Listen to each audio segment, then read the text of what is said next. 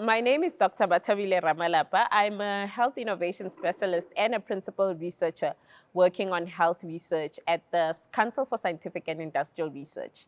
I do a lot of diplomacy activities and engagements under the Science Diplomacy Capital for Africa banner. And the reason why I decided to get into science diplomacy is because I think people that don't have a voice need people who can speak up on their behalf. The people who do, whenever we do health discoveries and health technologies, it's because we've seen a gap or a problem that we're trying to solve for the people in our continent. And so even as researchers, while trying to solve that problem, I've realized that we need to even go out there and be the voice towards policymakers, government, and diplomats for the people for someone to stand up to say, these are the problems that we need to solve. This is the science that we need to be using to solve these problems.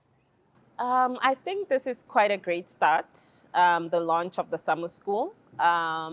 I think it was quite critical to actually launch it before having the call come out to people, because it then gives people an overview of what it is that they can expect, what science diplomacy is in a nutshell, and why they need to be part of science diplomacy. So this is actually a great initiative to launch it and make sure that when the call comes out for the Science Diplomacy Summer School, that people will actually know what it's about and be engaged more, and actually be hyped up about joining the summer school. And I hope that there'll be a lot of people after this launch that will be really interested in being a part of the Science Diplomacy Summer School.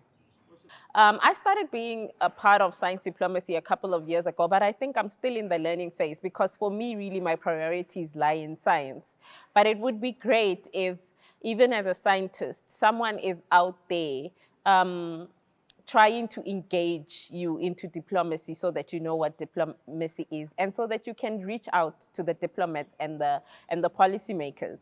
And of course, also that the diplomats also now need to know a little bit more about science, because I think it's easier to make decisions about what is right and what is wrong and what people need and what they do not need when you know a little bit better about the science.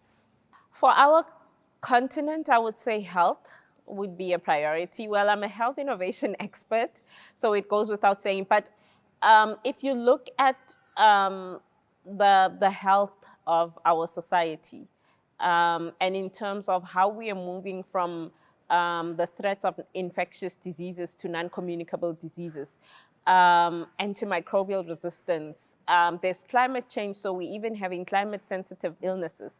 So I think it's very important for us to focus on health. And I think I spoke about climate change in terms of going with health as well. Digitalization.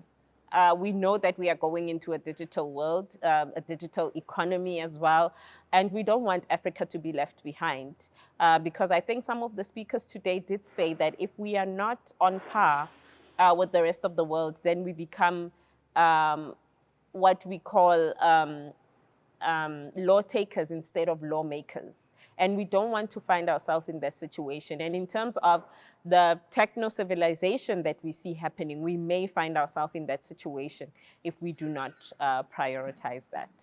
I would really call out to as many young researchers out there, not just in South Africa, but in the continent, to try and engage in science diplomacy. It's very important for us as young innovators, as young researchers who want to be leaders tomorrow, as the emerging leaders of the continent, to be engaged. So as soon as the call comes out, I'll be rooting for it. I'll be posting it on all of my social medias, and I hope that people will be responding to the call.